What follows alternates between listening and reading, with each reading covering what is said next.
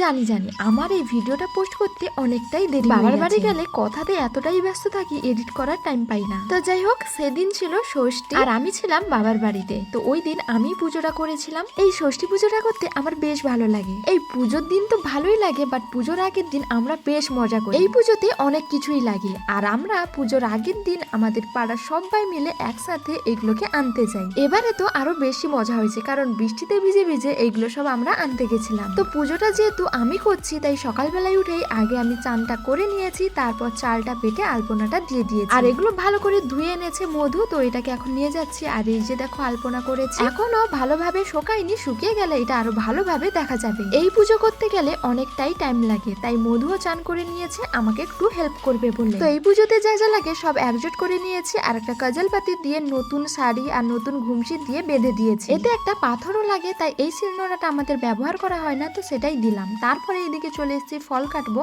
তো দেখো এখানটায় কত রকমের ফল রয়েছে, সেগুলো আগে ধুয়ে চলো কেটে নিই। আজকের এই ষষ্ঠী পুজোতে আমাদের এখানটায় অনেকের বাড়িতে অনেক কিছু কিন্তু বানানো হচ্ছে, মানে যে যেটা মানসিক করেছে ওটাই কিন্তু বানাতে হবে। আর বাবার বাড়িতে মানসিক ছিল মাখা, বাট মাখার সাথে এই সাতপুরি আর মিষ্টিটাও দোকান থেকে কিনে এনেছে বাবা। তো ফলটা আমি কেটে নিয়েছিলাম, তাই এগুলো খুলে একে একে সবটা সাজিয়ে দিচ্ছিলাম। ফল কাটা শেষ, গোছানো কমপ্লিট, কিন্তু বাইরের অবস্থাটা দেখো। পুজো করব, বাট বৃষ্টিটা দেখো সেই লেভেলের হচ্ছে। বাট বৃষ্টি হলেও কিছু করার নেই। আজকে কিন্তু আমি একবার চান করার পর আবার একবার পুজো করতে গিয়ে চান করে নিয়েছি, মানে পুরোটাই ভিজে ভিজে পুজো করেছি।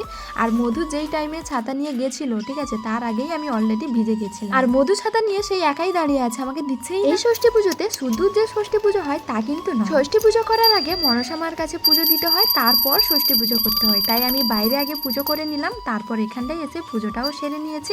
এখন এই প্রদীপ আর ধূপটা দিয়ে দিলে কিন্তু পুজো কমপ্লিট। পুজো করার ডান। আচ্ছা, তোমাদের মধ্যে কাদের বাড়িতে এই পুজোটা হয় কমেন্ট করে জানিও কিন্তু। আজকের জন্য এইটুকুই, দেখা হচ্ছে নেক্সট ব্লগে। টাটা।